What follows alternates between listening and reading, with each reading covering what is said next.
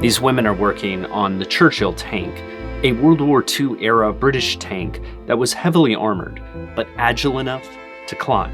From 1941 to 1945, thousands of what the New York Times called the world's deadliest tanks were made.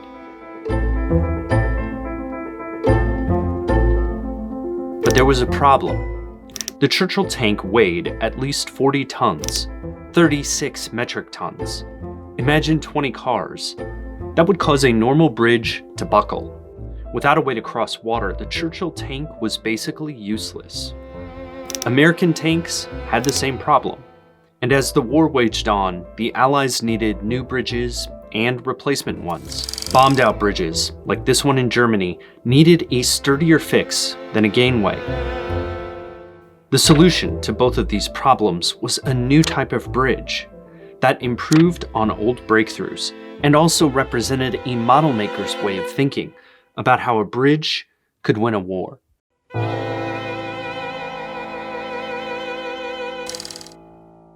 Here's a bridge being built in China in 2020. Now imagine no heavy machinery, no custom design, no materials heavier than a person could carry, and no reliable access to the other side of the river. And half the time, you had to build it at night. That's the challenge of a wartime bridge. Donald Bailey was an engineer at the British Experimental Bridging Establishment in 1940, and he needed a way to make the standard temporary bridge, the Inglis Bridge, work for a new generation of heavy tanks. When the Inglis Bridge buckled under test weights, Bailey took an envelope out and sketched an idea for a new bridge. He'd made models since he was a kid and used them to help test his design. He needed something adjustable to a range of gaps. It could work with a pontoon floating in a river, as well as with land. It had to be made of something other than aluminum, because airplanes needed that. It could be made easily by manufacturers, no confusing parts. But most importantly, everything had to fit in a small service truck and be lifted by 6 soldiers. The design is strong and more flexible than earlier ones like the Inglis Bridge or this small box girder bridge that was also used. The panel was smaller than a box girder, lighter, and easier to stack. This is the key to his design. I'll show you. It's the real breakthrough ingredient. This reinforcement makes a bridge that's really strong, but at just 570 pounds, 6 people could lift it. Other designs, like the Inglis Bridge, twisted under heavy weight. The Bailey Bridge didn't.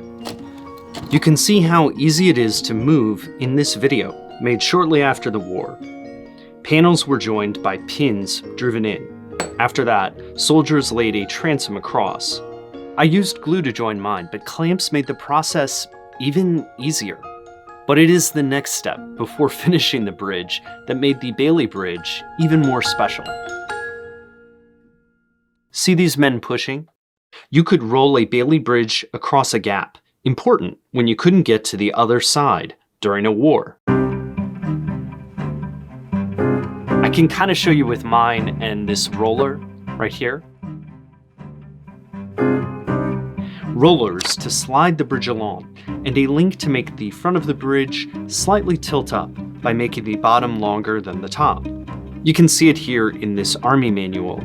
The bridge is pushed along the rollers with more weight, usually more panels in the back, to keep it from tipping over. Sometimes they drive on it as a counterweight too. In the front, this link makes the nose tilt up. The snoot didn't droop.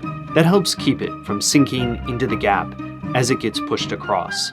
Adding a second or even third level was easy, thanks to the Bailey Bridge's modular design. These bridges quickly became an indispensable tactical trend. By 1943, wartime manuals were sandwiching crucial Bailey Bridge facts in between information about German guns and warnings about dangerous fish.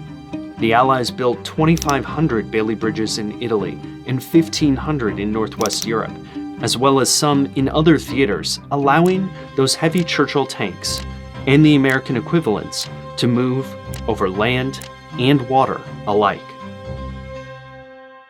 General Dwight D. Eisenhower said, along with radar and the heavy bomber, it was one of the three most important engineering and technological developments of World War II.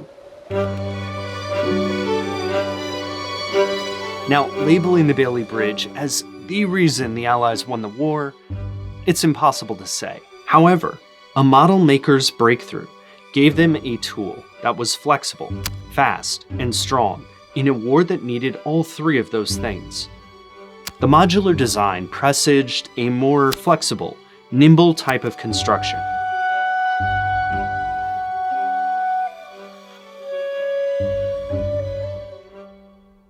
And the Bailey Bridge did allow them to cross the rivers in Italy and push a bridge over the Rhine.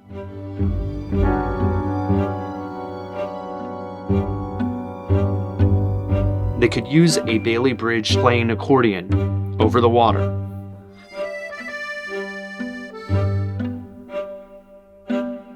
And they could cross and play piano